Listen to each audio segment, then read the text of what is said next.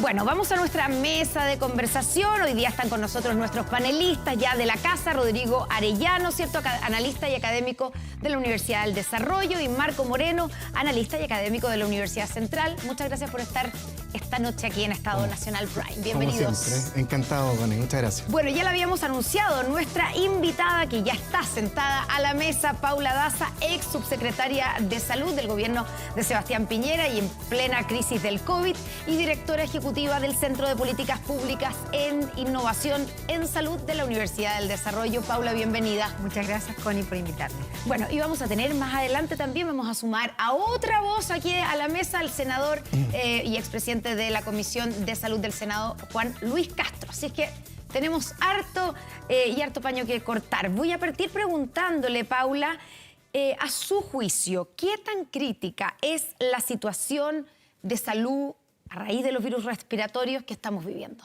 Bueno, es una situación muy crítica la que tenemos hoy día, particularmente con respecto a la situación de los niños.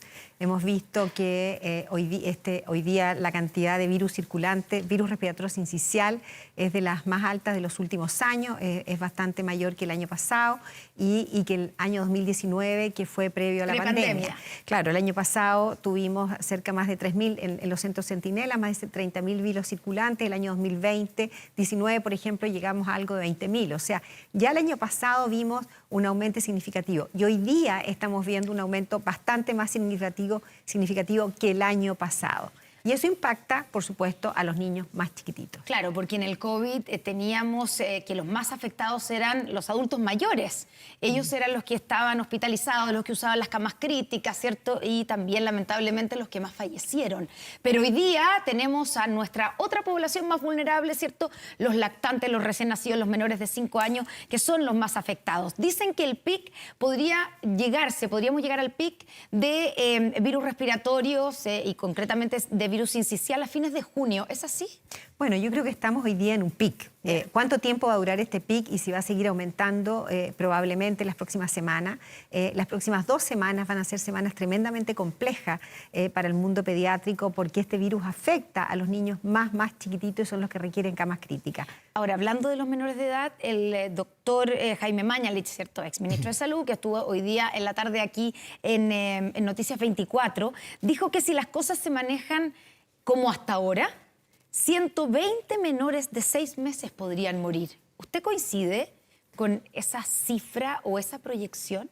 Bueno, la verdad que yo no sé cómo él hizo ese cálculo, es muy difícil, a mí me gustaría conocer cuál fue la fórmula que él ocupó. Evidentemente a mí me parece difícil llegar a ese número, esperamos no llegar a ese número de fallecidos en VRS, en virus respiratorio sincicial, pero creo que sí estamos en una situación muy crítica con respecto a la situación de niños graves más chiquititos. Bueno, porque él además agregó, ¿cierto?, Jaime Mañalich, que dijo que el ministerio no tenía idea de las cifras, que hoy día se habla de 4 niños fallecidos, pero él dijo que la verdad es que en el ministerio no saben cuántos han fallecido. Bueno, yo creo que en general a mí me parece que hay que tener bastante más conciencia que la situación es muy difícil. El Ministerio de Salud va informando no todos los días los fallecidos por virus respiratorio sincicial, porque obviamente es información que se va dando posteriormente y por eso el DEIS informa generalmente después de 1 semana, de 2 semanas. Yo creo que con respecto a eso tenemos que esperar. Sí es importante conocer. Yo creo que es muy importante para tomar decisiones de políticas públicas, conocer con mayor claridad la cantidad de contagios que tenemos, eso lo sabemos, pero también de cuántos de ellos consultan a la unidad de cuidados, cuántos consultan a las unidades de urgencia, en la atención primaria. ¿Para qué? Para tomar buenas decisiones de políticas públicas y poder adelantarse en el número de camas críticas que necesitamos. ¿Se están tomando buenas decisiones de política pública en este momento o están llegando tarde o no son suficientes? Varias cosas. Yo creo que del punto de vista de políticas públicas, son la Subsecretaría de Salud Pública, que está responsable principalmente del programa de prevención y promoción, que es la vacunación. Con respecto a la vacunación ha ido muy lento. Nosotros le dijimos en el Centro de Políticas Públicas en marzo que era importante que al 1 de junio alcanzáramos el 80% de vacunación. Hoy día estamos con cifras bastante más bajas, no llegamos al 64%, pero lo más preocupante, Connie, que las personas mayores de 65 años, que es la población que si se contagia de influenza son las personas que pueden necesitar una cama crítica, ellos no superamos el 53-54% de vacunación. Los niños más chiquititos, este grupo hoy día está con virus respiratorio sincicial, pero si se contagia de influenza, la cobertura de vacunación en ellos no supera el 61%. Por lo tanto, esa política pública hoy día deja mucho que desear y está lejos de haber alcanzado al menos el 80% que necesitamos para O sea, no ha cumplirla. sido suficiente ni la comunicación de riesgo en esta, ni la forma en que se ha comunicado la necesidad de vacunarse. Efectivamente, yo creo que la comunicación de riesgo ha sido bastante débil y poco informada. Por algo las personas no se están vacunando. Obviamente las personas están cansadas, sabemos que ya no quieren que le hablen más de virus. Hemos tenido varios Ni de años de vacunas. pandemia y ni de vacunas. Pero, desgraciadamente, la mejor estrategia para disminuir la posibilidad de enfermedades graves es la vacunación y tenemos que fortalecer la vacunación. Paula, y en esa lógica, hoy la ministra anunció en la tarde que iban a acelerar el proceso de vacunación como medida para contrarrestar la crisis que estamos viviendo. Mi pregunta es, ¿estamos a tiempo? ¿Es una buena medida? ¿Puede ser complementada con otras medidas? Comentábamos fuera de cámara la posibilidad de que los niños no fueran al colegio, a los jardines infantiles. ¿Es tarde ya para iniciar un aceleramiento de la vacunación? No, no es tarde, porque probablemente podemos tener un pic de influenza. El año pasado tuvimos un aumento importante de influenza durante el mes de junio, pero después tuvimos un pic muy importante en el mes de octubre. Por lo tanto, todavía la campaña de vacunación en influenza cumpliría un rol de prevención.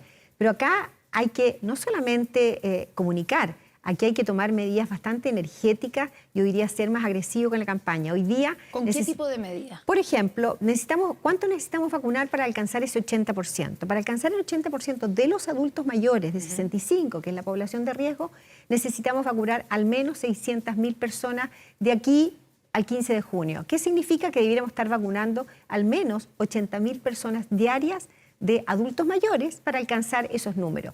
¿Cómo se logra eso? ¿Dónde están esos adultos mayores?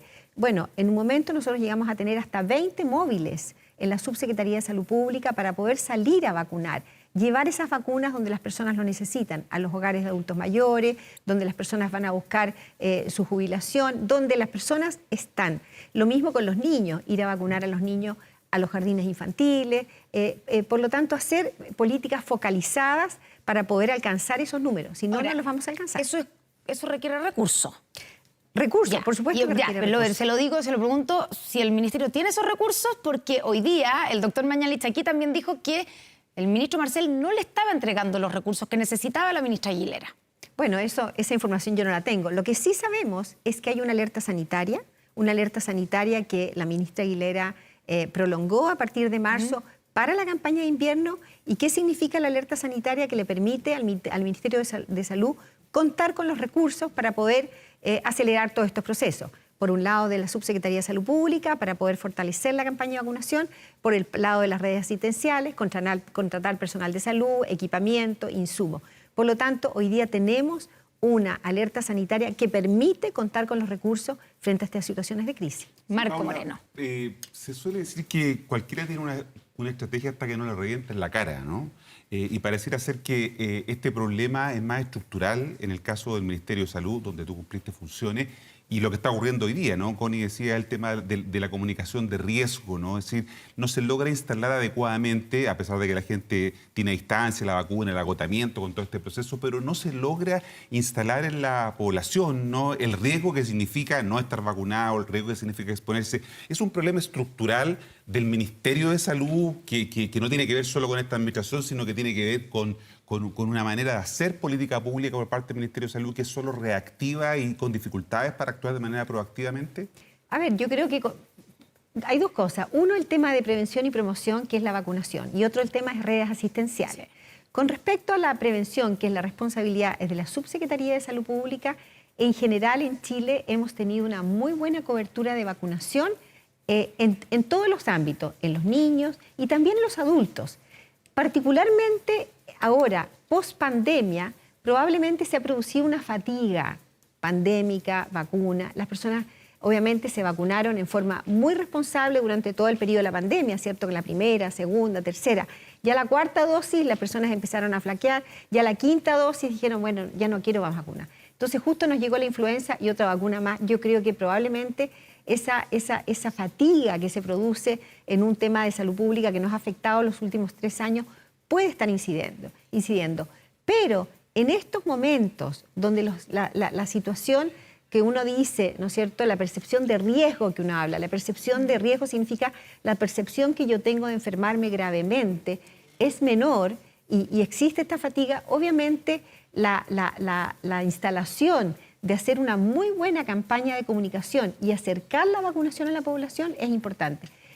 ¿Por qué las personas no se están vacunando? Es importante saberlo por qué. Porque probablemente es porque a lo mejor los vacunatorios cierran a las 4 de la tarde y las personas van a vacunarse, prefieren después porque van a trabajar o porque la verdad que no entienden que esto de verdad es importante. Entonces, primero conocer por qué las personas no se están vacunando y segundo, probablemente importante, es anunciar que, enfatizar que es la estrategia para disminuir el riesgo. Ya, eso por la parte de prevención, ¿cierto? Pero está la otra parte, la parte, por ejemplo, de la gestión de camas críticas, lo que le compete a redes asistenciales. ¿Cuál es su evaluación de cómo lo está haciendo el subsecretario Arauz? Porque lo han criticado por falta de gestión, negligencia, falta de logística. De hecho, hay varios pidiendo su renuncia. Bueno, yo creo que varias cosas. Primero que nada, a nuestro parecer, nosotros lo analizamos en el centro, la campaña de invierno partió tarde. Esto partió a fines de mayo. En el mes de mayo, nosotros desde marzo en el Centro de Políticas hemos venido diciendo la importancia de que probablemente este invierno iba a ser un invierno más difícil. Era importante instalar la concepción de prevención, de educación y de tener una red asistencial que pudiera dar respuesta a las necesidades que podríamos tener en este invierno. Y en ese sentido, a nuestro parecer, la campaña partió tarde porque partió en mayo.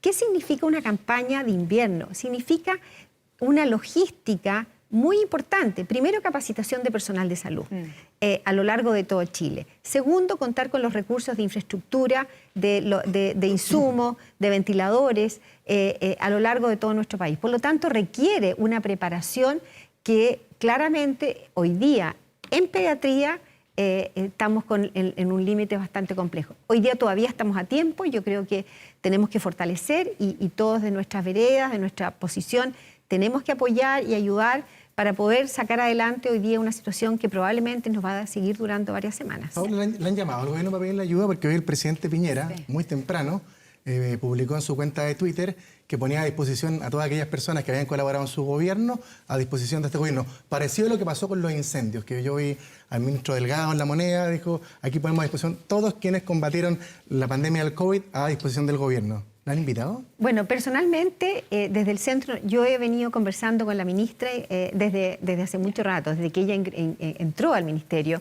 y hemos conversado en muchas oportunidades. De hecho, le planteamos un plan de medicamentos para disminuir los precios, también en relación al COVID, también después en relación a la ley de ISAPRE. O sea, yo desde mi centro hemos tenido una relación muy fluida. De hecho, hoy día conversé con ella, muy fluida, mucho antes de lo que pasó hoy día. Y en segundo lugar, les quiero recordar que ella tuvo un rol muy activo apoyándonos a nosotros durante la pandemia.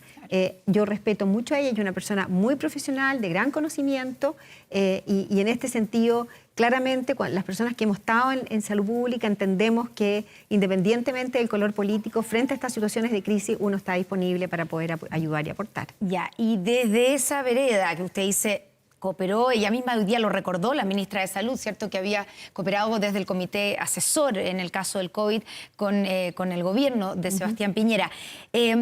¿Qué le parecieron sus palabras frente al caso puntual por el cual ha sido criticada de esta lactante que murió en el hospital de San Antonio? Y ella frente a la pregunta de si qué pasó con las camas críticas y que se podría haber salvado esta guagua si es que hubiera habido disponible una cama crítica de pediátrica, ella dijo, lo más probable es que por la situación en que ella estaba era inevitable que muriera. Bueno, yo creo que hay que estar en los zapatos de la ministra en una situación así que yo no quiero juzgar sus palabras. Probablemente su intención es decir que la guaguita, la lactante, estaba muy grave y está en una situación muy crítica. Yo, con respecto a ese caso, yo creo que tenemos que esperar la investigación. Hoy día hay un sumario sanitario para conocer qué es lo que pasó, porque hay declaraciones, hay declaraciones del hospital, ¿cierto? Hay un comunicado que plantea que no habían camas ni en la región metropolitana, ni en Valparaíso, ni tampoco en Rancagua. Posteriormente hay otras declaraciones por parte del Ministerio. Por lo tanto, yo creo que, por respeto a la familia, yo creo que lo mejor es esperar ese sumario sumario sanitario y principalmente para que la familia tenga una respuesta frente a la situación del fallecimiento de esta niña. Bueno, volvemos a nuestra... Yo quería preguntar, a raíz un poco de lo que se estaba hablando, porque lo que dice el senador, o desliza, que hay que en el fondo que no es el momento de pedir responsabilidades porque es como un aprovechamiento político. Yo le quiero preguntar, Paula, si esta aparición del expresidente Sebastián Piñera hoy día en Twitter ofreciendo ayuda de sus digamos, colaboradores en este tema, me imagino que incluyéndola a usted, el exministro Mañalich dijo que a él lo llamó el presidente Piñera para pedirle y preguntarle si podía incluirlo, digamos, en el tuit. Y la aparición también del ex ministro Mañalich, ¿no es un aprovechamiento político de la crisis sanitaria? Yo creo que no. Yo creo que hoy día, frente a la situación que estamos viviendo, plantear que todos los actores que tuvimos en una situación tan dura como fue la pandemia y poder aportar desde la vereda en que estamos, nos parece que es una buena posición. Yo particularmente he venido conversando con ella desde mucho antes de lo de hoy día y por lo tanto para mí no es una novedad poder apoyar en esta situación, porque tengo una relación fluida con la ministra en ese sentido. Estoy absolutamente de acuerdo con ella los dijo, no podemos una situación tan delicada como esta aprovecharlo políticamente. Yo creo que sí, en su momento, la pandemia por algunos actores se usó políticamente. ¿Por quiénes? No quiero decir por quiénes, pero lo vivimos. Nosotros sentimos que había por varias... El Colegio Médico, qué duda cabe, el Colegio Médico yo creo que tuvo una posición política frente a la pandemia en situaciones bastante críticas. Liderado por Isquia Siches en ese minuto. En su momento ella nos trató de infelices. Nosotros cuando sacamos el pase de movilidad,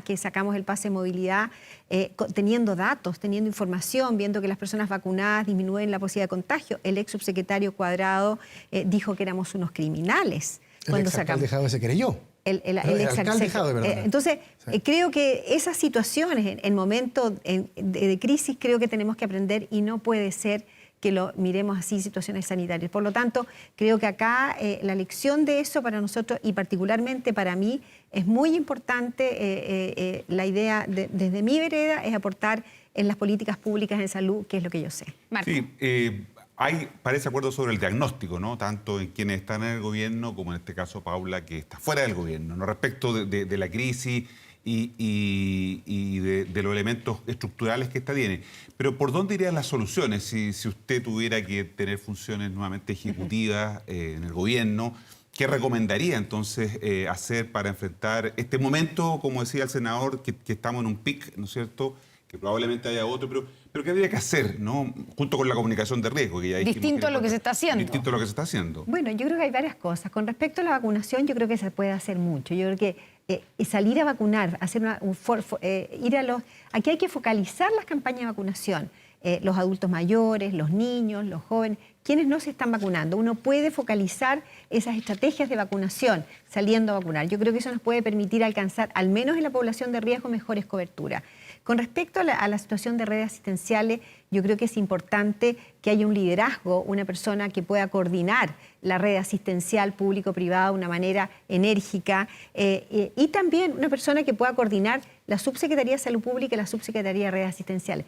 Creo que falta ese liderazgo, como en su momento, de alguna manera... ¿Quién era en su momento? En su momento en redes asistenciales fue el doctor Luis Castillo. El doctor Luis Castillo recorría... Él manejaba la gestión directa de la... Él iba a una recorría. clínica y le decía, necesito que me den 4 camas, o 5 camas, o 10 camas. Claro, él no estaba como subsecretario, el subsecretario era Alberto Uñac, pero él era la mano derecha y él gestionaba las camas clínicas críticas, públicas y privadas. Él recorría cada uno de los hospitales, cada una de las instituciones privadas y veía la demanda. Por otro lado, hay que tener información. Yo creo que la información pero usted es muy sabe relevante. si alguien está haciendo eso, esa pega, porque uno se entiende que la hace el subsecretario Arauz. Yo no sé si hay alguien que el subsecretario haya recomendado para que tome ese rol. La verdad que no sé, a lo mejor hay una persona así Pero usted habla con la ministra permanentemente. Sí, yo no conozco a nadie que estuviera en ese rol. Probablemente hay alguna jefa de división. Hoy día supe que había una persona que era una jefa de división que podía estar en ese rol. No sé si va a estar actualmente, pero yo creo que se necesita... Pero no solamente una persona tiene que ser una persona que conozca la red. porque hoy día, frente a la situación, tiene que ser una persona que conozca la red pública, la red privada, qué significa una cama crítica. Por lo tanto, que no me parece- solamente es la cama física, sino que además el personal que Por sepa supuesto. tratar a niños, o sea, es personal pediátrico. personal pediátrico De UCI. y además poder trasladar a los pacientes, o sea, requiere una coordinación muy importante. ¿Y usted se lo ha dicho eso a la ministra Aguilera? No, eso no lo he hablado con ella. Ya. Bueno, pero ahora puede estar escuchándola, Paula. Sí. Pero ¿por qué siempre tenemos este problema, que también es estructural, de las camas críticas, ¿no es cierto? Cuando era la pandemia en el caso de los adultos y ahora es un problema de que es muy costoso tener un stock permanente, ¿no es cierto? Porque todas estas proyecciones que se hacen de casos que vamos a tener, no sé, hay modelos matemáticos que permiten proyectar eso. ¿Por qué tenemos esta dificultad y siempre tenemos que estar dependiendo, ¿no es cierto?, de esta coordinación? ¿No hay suficientes camas críticas? ¿Un problema de presupuesto? ¿Cuál es el problema? Bueno, claramente no hay una cantidad de camas críticas y personal de acuerdo para las situaciones de urgencia. Por eso se hace esta integración público-privada. En camas de adulto, Chile tenía, por ejemplo, en el periodo antes, cuando partió la pandemia, tenía 600 camas críticas en el sector público y tenía alrededor de 500, 600 en el sector privado. O sea, 1.200 camas críticas en total para todo el país. Muy poco. Llegamos a necesitar más de 4.500 camas tuvimos en Chile, o sea, 3 veces. Y en los momentos más críticos, el sector privado aportó con el 40% de las camas. Por lo tanto, obviamente hay un tema de infraestructura y sobre todo de recurso humano, porque el personal de una cama crítica es un personal altamente especializado. No tenemos problemas de camas básicas en general, no tenemos problemas, incluso tenemos menos problemas de camas intermedias, pero sí de aquellas especialidades que requieren un alto conocimiento, como son también algunas especialidades que tenemos pocos en Chile. Y, doctora Daza, si usted estuviera en el cargo que tuvo como subsecretaria, ¿endurecería algunas medidas sanitarias? Me refiero, por ejemplo, volver a poner obligatoria el uso de mascarillas, que es algo que se está proponiendo desde algunos sectores. O adelantar las vacaciones de invierno, y hoy día alguien decía, no solo hay que adelantarlas, hay que ampliarlas, porque si no va a venir otro brote después de las vacaciones de invierno. A ver, ¿Qué haría usted? Con respecto a las vacaciones, yo no tocaría a los niños en los colegios. Ya. Primero, yo creo que la situación de los colegios que vivimos en pandemia fue tan dura que creo que me parece que tenemos que tratar de disminuir al máximo la posibilidad de restringir la actividad académica de los niños. Tenemos que recordar que en los niños, en nuestro país, no solamente se educan en los colegios, sino que se alimentan en los colegios. Por lo tanto, cuando uno dice suspender las clases, tiene un impacto en los niños y en la familia muy importante. Y en ese sentido, a mí me parece, desde el punto de vista de restricción, yo creo que hay algunas estrategias que sí permiten ayudar. Yo creo que, por ejemplo, el uso de mascarilla probablemente en el transporte público, un transporte público que sabemos que las personas van paradas, con aglomeración, me parece que es una buena medida para disminuir el riesgo de contagio. Obligatoria. O sea, yo no lo haría obligatoria, pero hoy sí día haría... lo están recomendando. Hoy día creo que es una recomendación y creo que es una recomendación. Creo que hoy día, después de 3 años de pandemia, lo que hemos aprendido, creo que darle la responsabilidad individual a las personas es fundamental. No puede ser que todo lo hagamos de forma obligatoria. Yo creo que las personas tienen que entender que hay una responsabilidad individual. Yo creo que las personas se pongan mascarilla en los lugares donde hay, por ejemplo, en el transporte público, en el metro, en la micro, en el transporte público es importante. Por otro lado, me parece que, por ejemplo, en algunos lugares que hay aglomeración, en aquellos cuando las personas van a hacer trámites, ¿cierto? Sobre todo cuando hay adultos mayores que van a hacer trámites, me parece que en esos lugares uno debiera recomendar que, por favor, si usted va a entrar a este lugar, póngase la mascarilla porque hay personas que están en riesgo. Yo creo que hay ciertas situaciones particulares donde la mascarilla sigue siendo un elemento para disminuir el riesgo de contagio. Paula Daza, ex subsecretaria de Salud Pública, directora ejecutiva del Centro de Políticas Públicas en Innovación en Salud de la Universidad del Desarrollo. Muchas gracias por estar con nosotros aquí esta noche en Estado Nacional Prime. Encantada de estar aquí con ustedes.